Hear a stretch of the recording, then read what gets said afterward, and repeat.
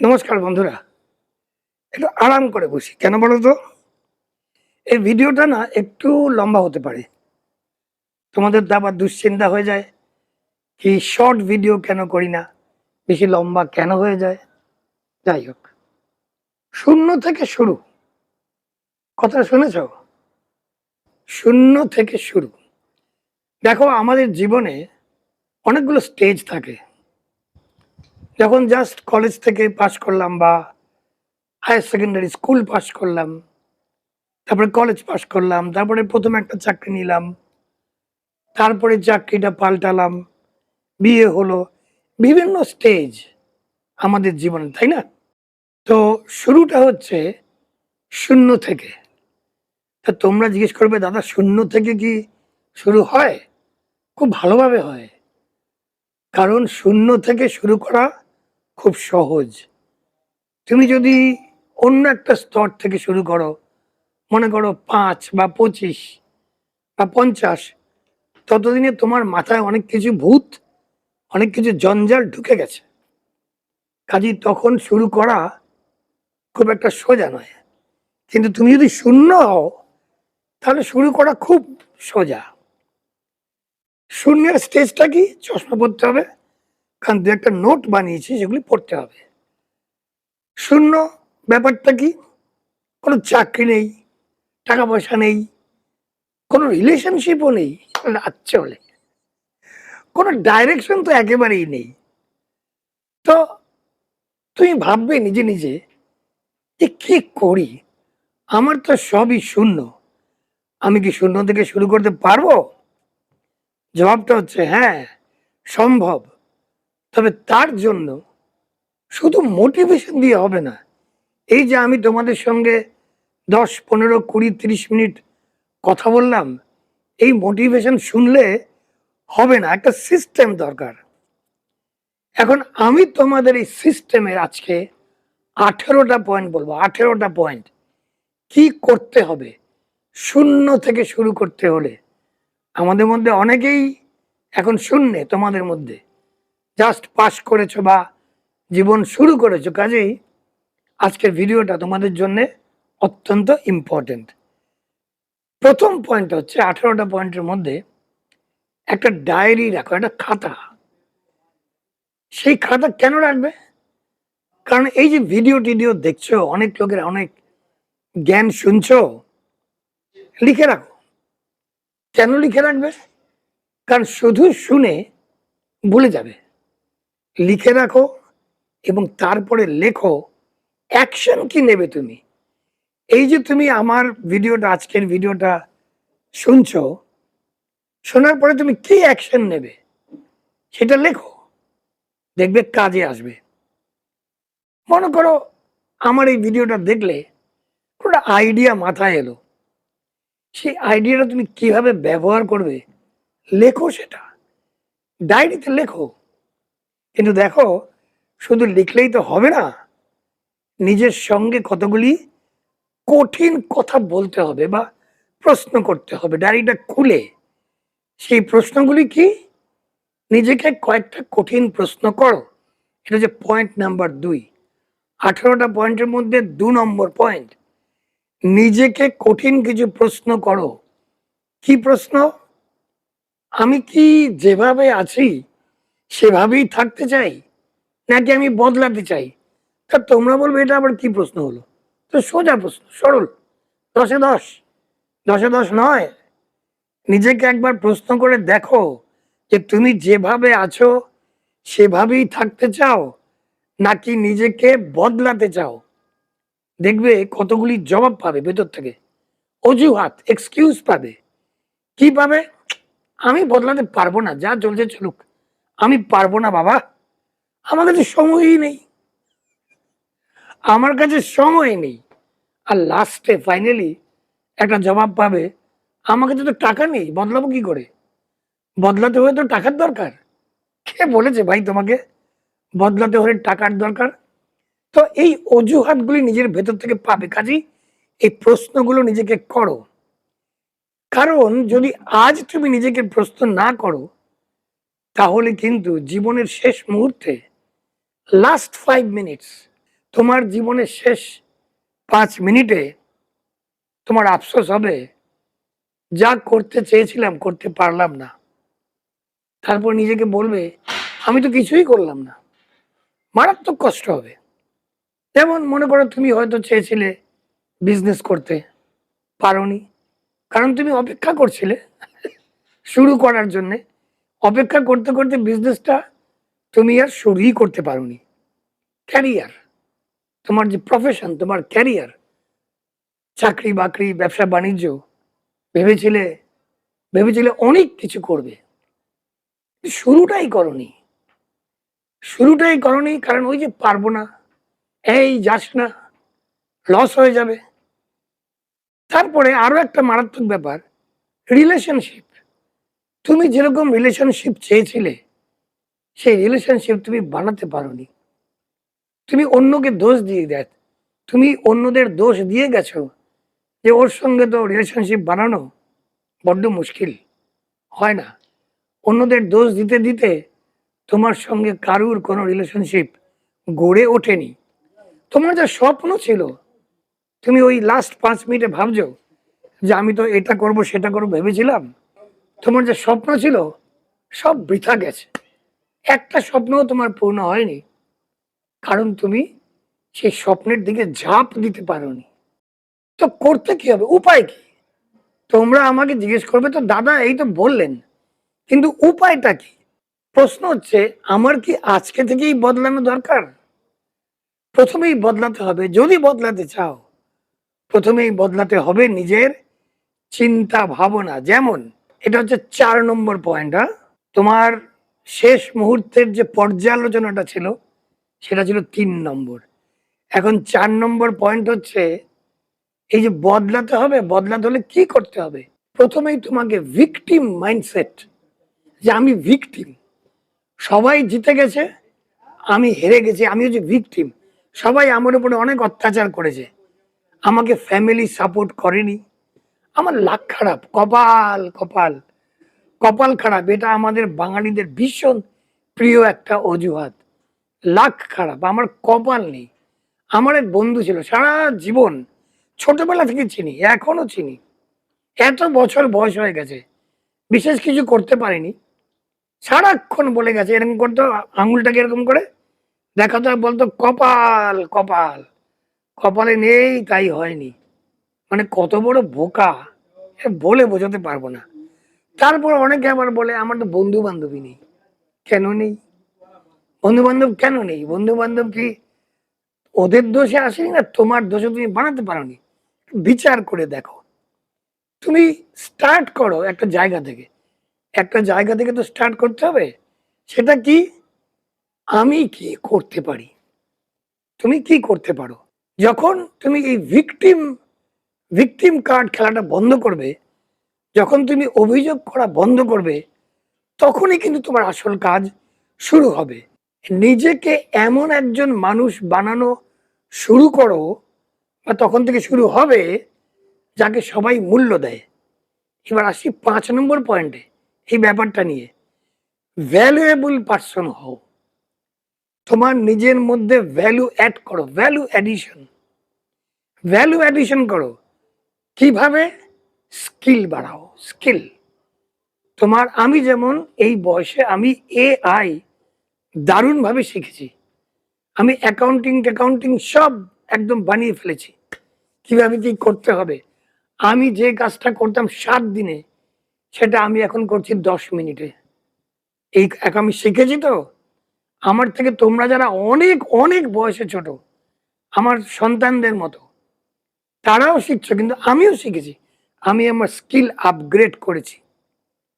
1 নম্বর হচ্ছে স্কিল, এটা হচ্ছে 5 নম্বর পয়েন্ট চলছে। 5 নম্বর পয়েন্ট চলছে ভ্যালুয়েবল পার্সন হও। তার মধ্যে স্কিল বাড়াবে, ডিসিপ্লিন রাখবে, ডিসিপ্লিন।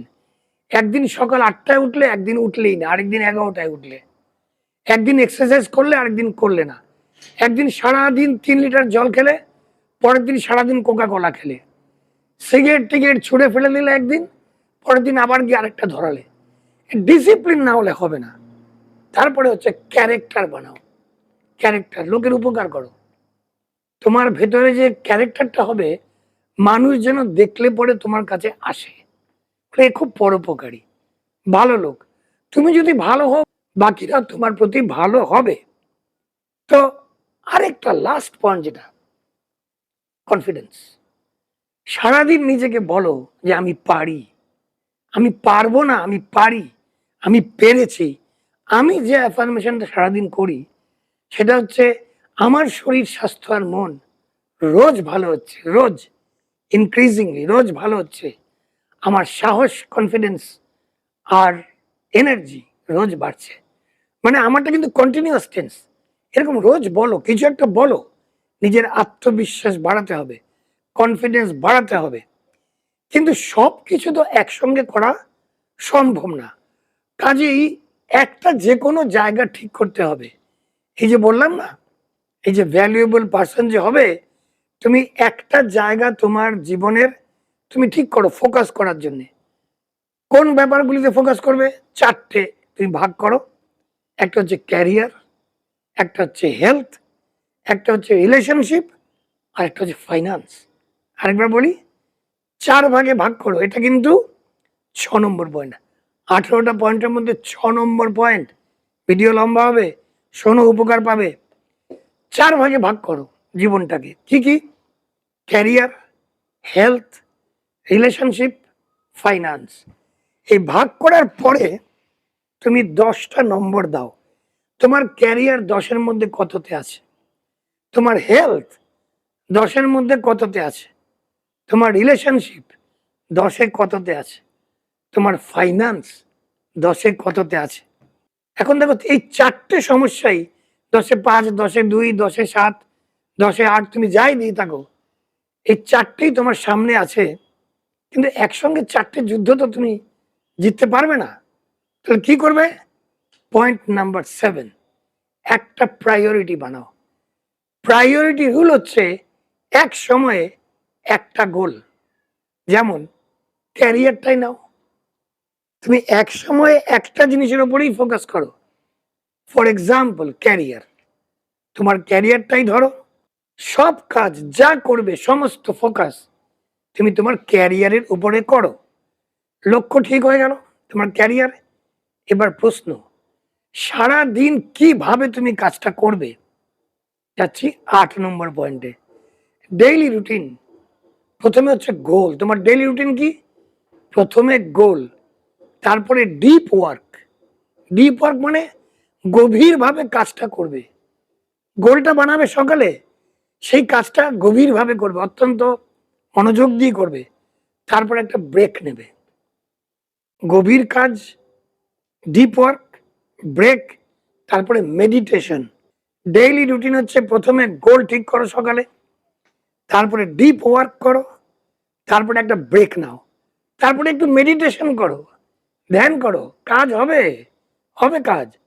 তারপরে আবার ডিপ ওয়ার্ক করো, তারপরে বিকেলবেলা একটা রিভিউ করো। তারা সব শব্দের না বাংলা বলতে পারবো না, কিছু কিছু তোমরা ইংরেজি শব্দ শেখো। রিভিউ, রিভিউয়ের বাংলা হচ্ছে পর্যালোচনা। কারণ পর্যালোচনা বলতে গেলে দাঁত ভেঙে পড়ে যায়, কাজেই রিভিউ বললাম।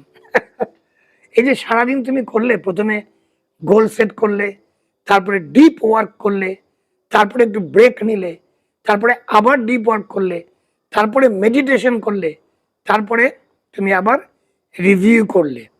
তবে একটা কথা ঠিক, যে জীবন তো সবসময় পরিকল্পনার মতো চলে না। মাঝপথে অনেক কিছু বদলে যেতে পারে, প্রায়োরিটি চেঞ্জ হয়। 9 নম্বর পয়েন্ট, প্রায়োরিটি চেঞ্জের মধ্যে সবচেয়ে প্রথমে হচ্ছে ফ্যামিলি এমার্জেন্সি, রিলেশনশিপ। যেগুলি তোমাকে ডিস্টার্ব করতে পারে, তোমাকে একটা ব্রেক নিতে হতে পারে, সেটা হচ্ছে ফ্যামিলি এমার্জেন্সি এবং রিলেশনশিপ। তোমার সম্পর্ক ভেরি ভেরি ইম্পর্টেন্ট। তবে একটা বিষয় আমি কিন্তু সব সময় আগে রাখবো এই ব্রেকের মধ্যে। 10 নম্বর পয়েন্ট বলছি, মানি ম্যাটার্স। মানি ম্যাটার্স হচ্ছে, পয়সা থাকলে না অনেক সমস্যার সমাধান হয়ে যায়। পয়সাই সব নয়, এটা আমিও বলি। কিন্তু পয়সা যদি থাকে তোমার কাছে, তাহলে তোমার মেন্টাল পিস থাকবে, তুমি বেটার ডিসিশন নিতে পারবে, কারণ তোমার মনটা না ফ্রি থাকবে। কিন্তু একটা ভুল কিন্তু করো না। এই যে এতগুলি পয়েন্ট বললাম, ভেবো না সবকিছু 1 মাসে হয়ে যাবে। এই আমার ভিডিও শুনে সবকিছু 1 মাসে হবে না।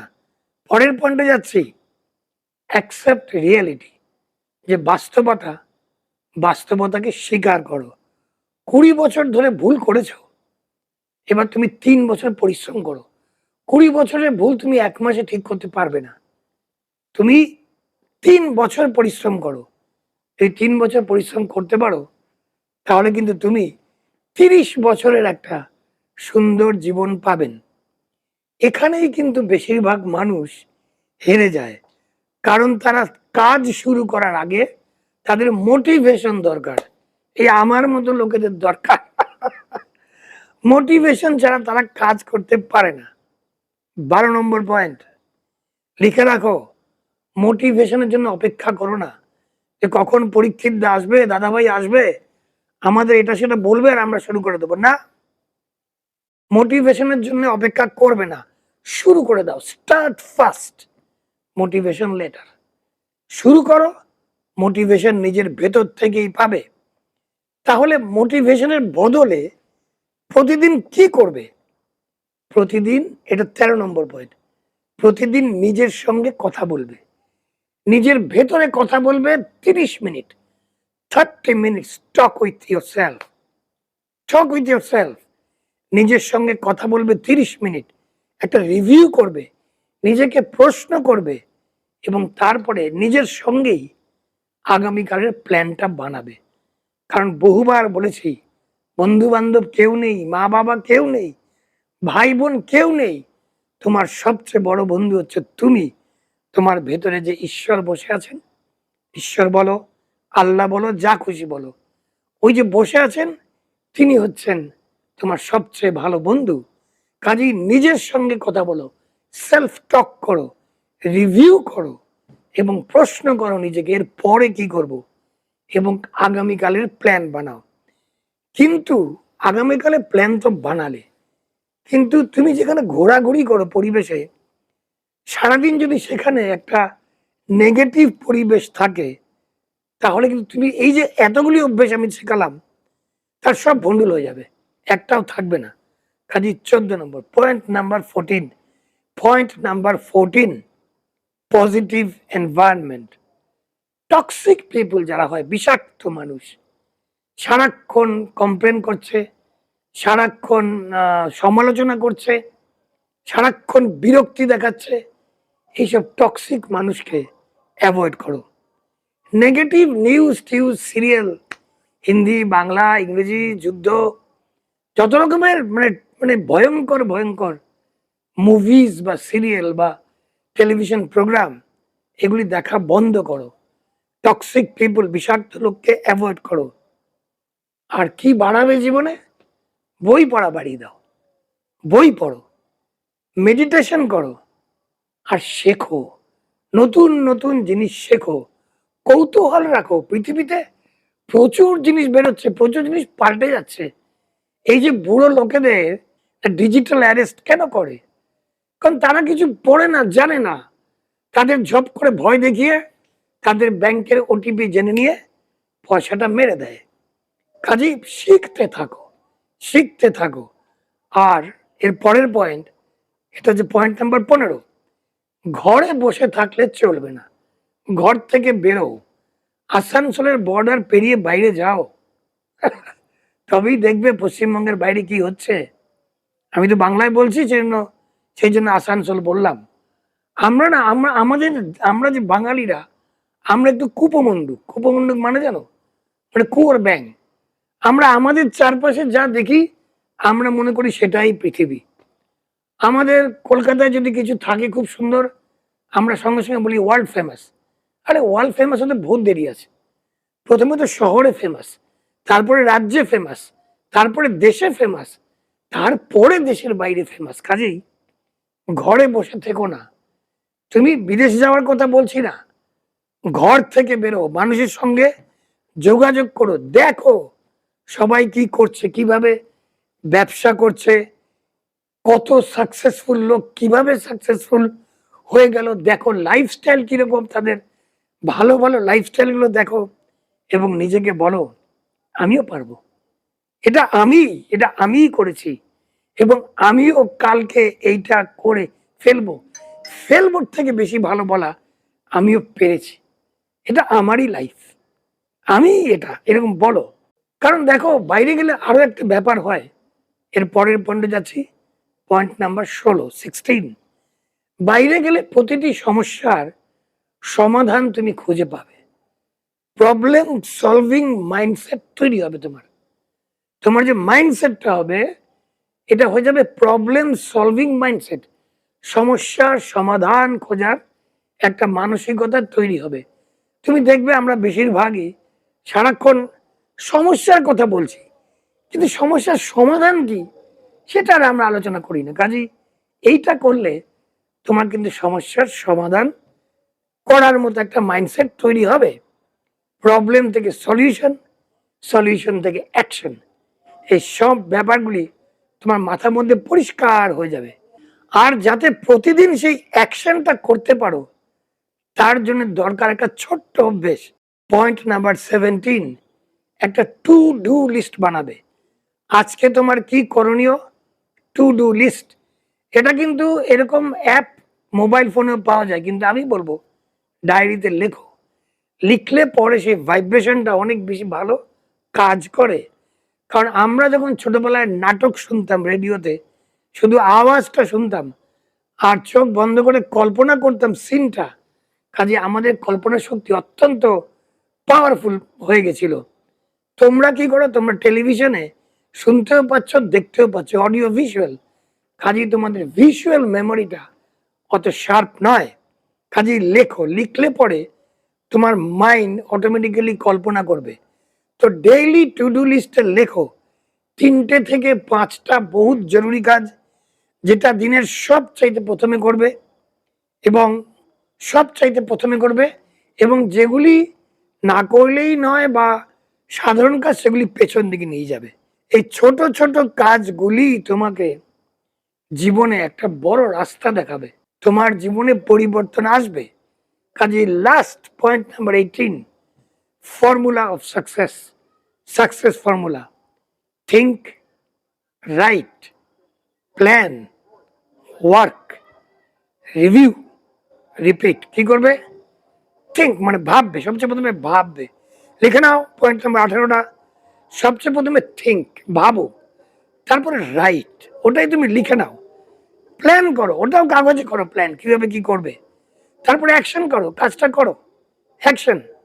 তারপরে রিভিউ করো বিকেলবেলা, যে কেমন হলো, কি হলো, কোথায় ভুল হলো, কোথায় ঠিক হলো, রিভিউ করো। তারপরে পুরো ব্যাপারটা আবার রিপিট করো, আগামীকাল করো, রিপিট করো। কারণ দেখো বন্ধুরা, জীবন বদলানো কোনো একদিনের ঘটনা কিন্তু নয়, এটা প্রতিদিনের ছোট ছোট সিদ্ধান্তের ফল। প্রত্যেক দিন ছোট ছোট ছোট ছোট সিদ্ধান্ত নেবে, তার ফল হচ্ছে, তারপরে হচ্ছে জীবন বদলায়। আজ যদি তুমি তোমার জন্য একটা ডায়েরি কেনো, একটা খাতা কেনো, নিজেকে যদি সত্যি সত্যি প্রশ্ন করো, যদি তুমি একটা লক্ষ্য ঠিক করো এবং প্রতিদিন তুমি যদি ছোট ছোট কাজ করতে থাকো, তাহলে বিশ্বাস করো আজ থেকে 1 বছর পরে তুমি তোমার নিজেকেই চিনতে পারবে না। সব শেষে শুধু একটাই কথা বলবো, নিজের জীবনের নায়ক, তোমার নিজের জীবনের নায়ক আর কেউ নয়, সেটা তুমি। তোমার নিজের জীবনের নায়ক তুমি। কাজেই লেগে পড়ো, আর কিছু বলার নেই। তোমরা সবাই ভালো থাকবে, তোমাদের সবার মঙ্গল হোক। আবার দেখা হবে, যাও জিতে নাও।